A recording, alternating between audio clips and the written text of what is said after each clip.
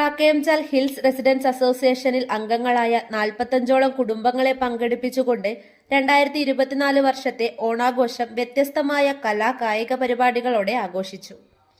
Association president Xavier Asharipparambil അധ്യക്ഷത വഹിച്ചു. ചെറുപുഴ ഗ്രാമപഞ്ചായത്ത് മെമ്പർ രേഷ്മ രാജു ഉദ്ഘാടനം ചെയ്തു. Secretary advocate Giji Kochuparambil, treasurer VR Sunil തുടങ്ങിയവർ പ്രസംഗിച്ചു.